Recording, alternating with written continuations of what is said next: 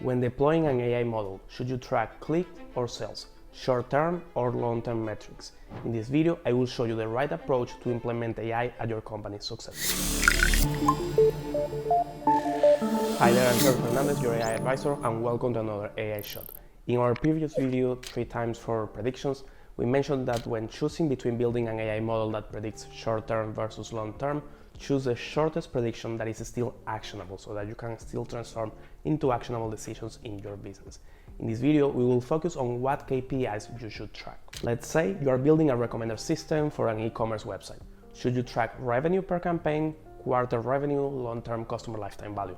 So what is the right time frame of the metrics that you will track for this project? Our general answer in most cases is to keep track of 2 metrics. One that is very short-term, such as the direct impact of the AI-driven campaigns, such as the click-through rate, the sales rate on that specific campaign. And then a second metric that tracks the model in the mid or even long term, such as, for example, the customer lifetime value of all the users affected by the AI. By the way, in the description you have a bonus content with our template to decide the right KPIs to track. So why do we suggest to track these 2 metrics, short-term and long-term? The short-term metric helps you decide how to tune your AI models and pipelines. They are quite good for understanding if the model is having the right impact or not. Typically, you can collect them and react in short cycles, and you don't need to wait too long to get a robust estimate of how well your model is performing. On the other side, the long-term metric helps you understand the compounded impact of AI on the rest of the business operation. Sometimes you will be surprised to discover that AI helped increase sales in one campaign,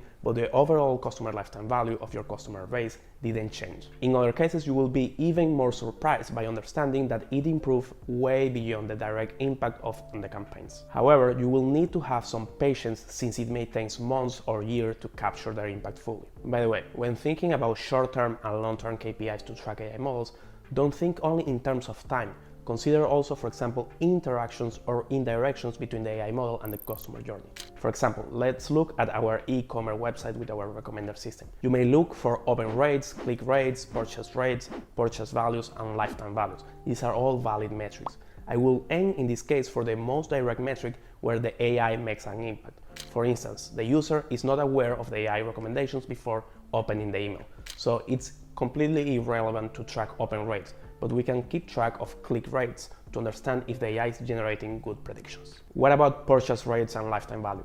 Yes, you should track them, but remember that as you add time and indirections, you will add more uncertainties. So you don't know if they are not buying because the AI is not giving the right predictions or because you have other issues in your e-commerce. This idea applies not only to e-commerce, but actually to all industries and use cases. For example, if you are building an AI-enabled medical device, track both diagnosis accuracy and survival rates in the long term, if possible.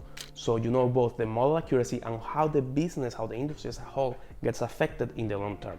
If you are building, for example, quality assurance model for a manufacturing company, consider both how accurate the model is and the number of complaints from customers in the long term. So you know both direct impact and how it changed, how much money, how much it impacted the company operations in the long term. Remember, short-term metrics let you validate if your AI model is working properly, while long-term metrics let you validate the full business impact of its implementation. Finally, if you have gained value from our videos, please like and subscribe to our channel. See you soon.